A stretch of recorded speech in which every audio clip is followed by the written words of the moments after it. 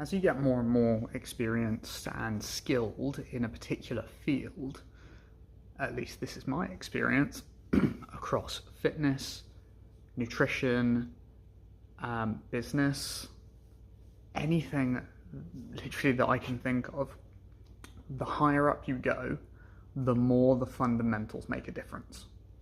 And specifically how they connect with whatever it is you're trying to do next.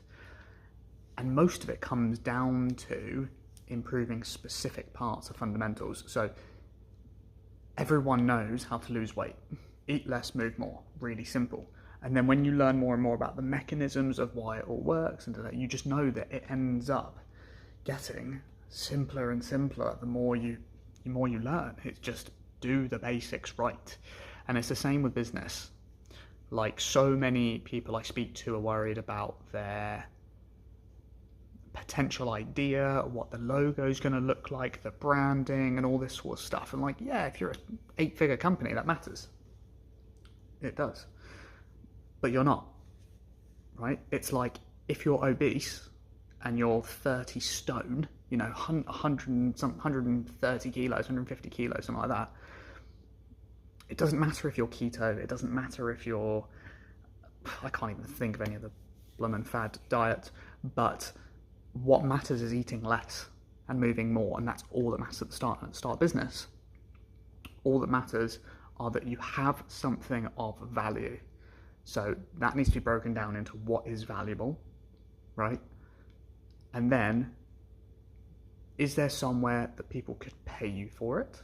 Can you physically take the money? If yes, great. And then the next one is, how do people know about it? Because not enough people do. Because even if you sold turd, right, but the entire planet knew about you, you'd be like an 8-figure business, at least 9, even if you sold actually poo.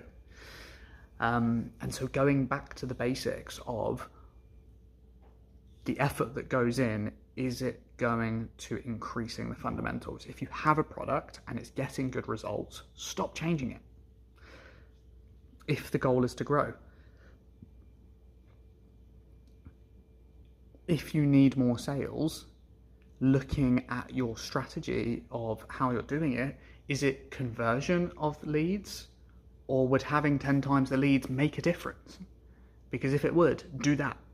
It's much more effective generally to increase the top of funnel number than to fix conversions along the way. And when you are at much more mature business, fixing those things have much higher benefits for the same amount of work. So as an example, if you do all of these tiny things like we're thinking about with our business, of ensuring customers have a slightly more streamlined experience, payments a little stickier, so now we have a subscription rather than having to pay an invoice every time and all this sort of stuff. Yeah, that might increase LTV by 40%. Amazing. 40% LTV of 100,000 or 40% extra revenue on 100,000 is 40k. Brilliant. But if you were earning 10 mil, now it's 4 million for the same work. Right?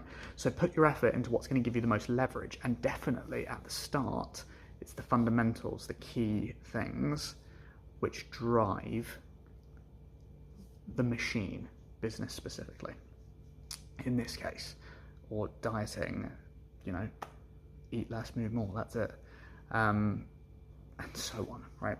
That's the end of my rant for today. But if you needed to hear that, you're welcome. I need to hear it very much. And actually, I'll give you a bit of insight really quickly into where we're at. If we had 100 times more leads, it wouldn't change our business right now because of the way that we make sales. So, do we change our sales process? It's a possible idea. Or do we increase the leverage of it first and then scale it? That's what we're going for, but there's arguments for anything, right? That's why all diets work, because the end piece of all diets is to make you eat less, right? By caloric intake less. Same thing with business. Everything works, it's how well does it work. Sweet. Have a good one. Peace.